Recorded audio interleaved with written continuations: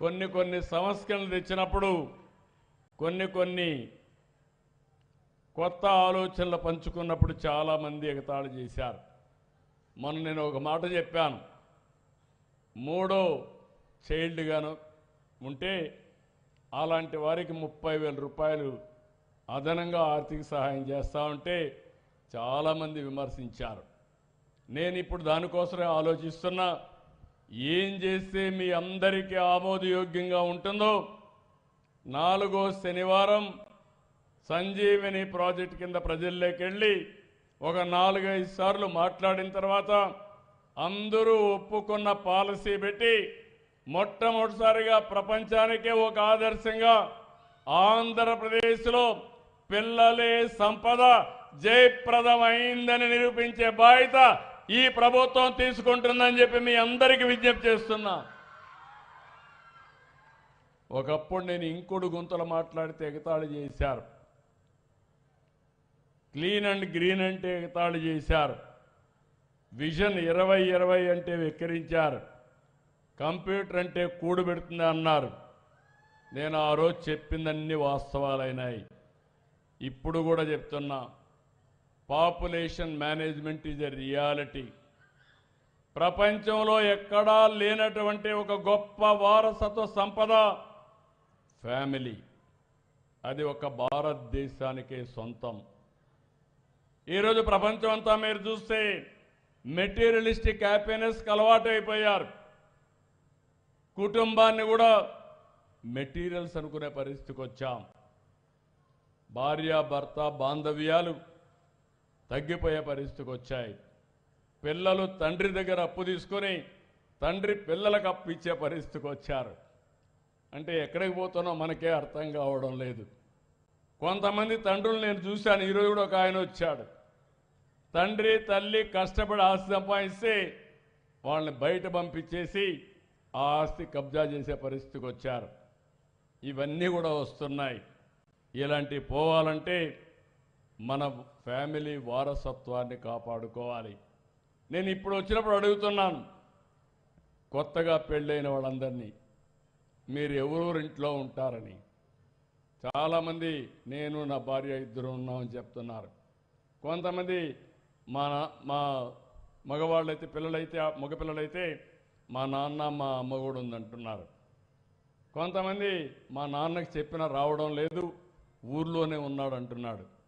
నేను ఎందుకు ఇవన్నీ అడుగుతున్నానంటే మన బాధ్యత చిన్న చిన్న సమస్యలున్నా అవి పరిష్కారం చేసుకొని కుటుంబ వ్యవస్థని కాపాడుకుని ప్రపంచానికి ఆదర్శంగా ఉండవలసిన బాధ్యత భారతదేశం పైన ఉందని చెప్పి కూడా నేను మీకు తెలియజేస్తున్నా.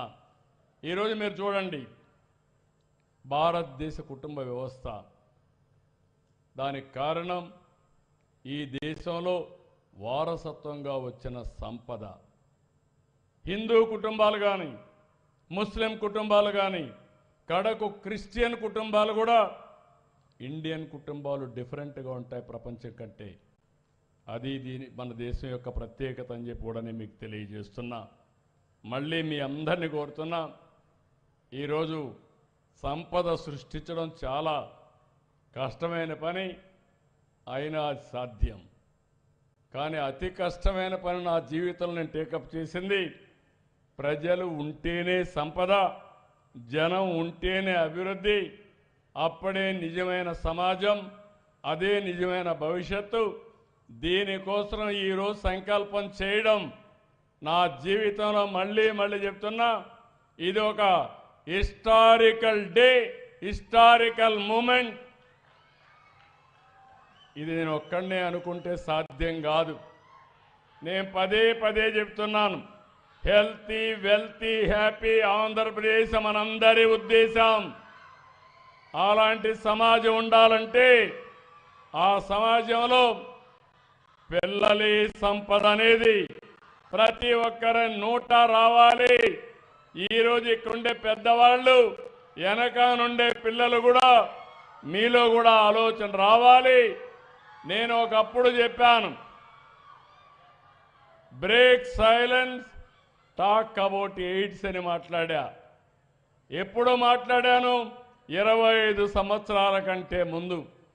ఆ రోజు నేను మాట్లాడకపోతే ఎవరూ మాట్లాడడం లేదు. ఎవరైనా మాట్లాడితే అదొక స్టిగ్మాగా వేసే పరిస్థితికి వచ్చారు.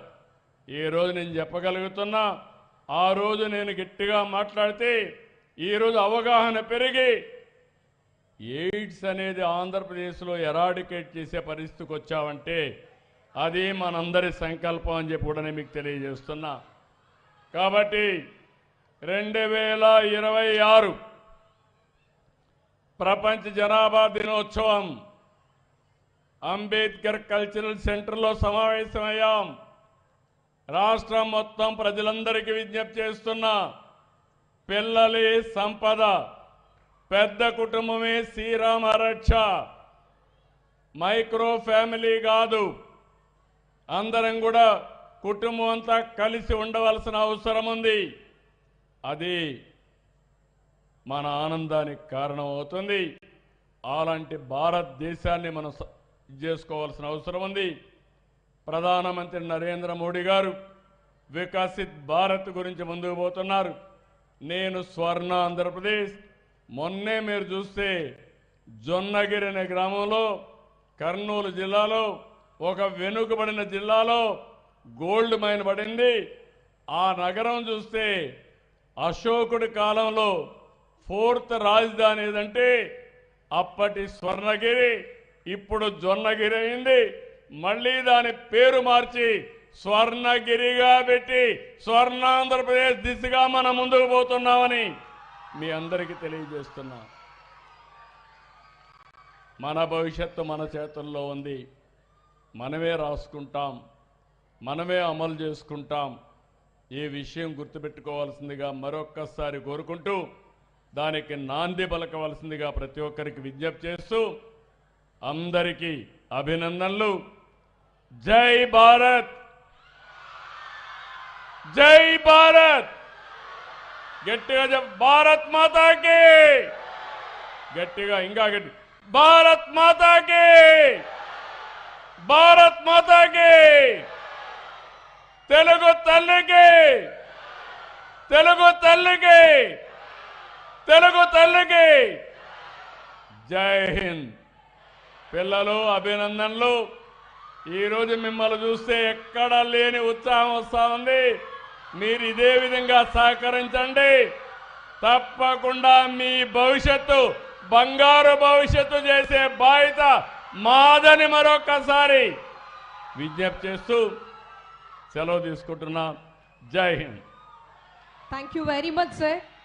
The true champion of inclusive growth and human development, Honorable Chief Minister of Andhra Pradesh, Shri Nara Chandrababu Naidu Garu.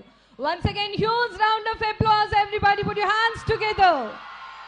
Thank you very much, sir, once again. Now may request all the panel members, please come forward and welcome on to the stage. May request all the panel members, please come forward. And on this great occasion of World Population Day 2026, we are moving forward to the another great initiative. And now,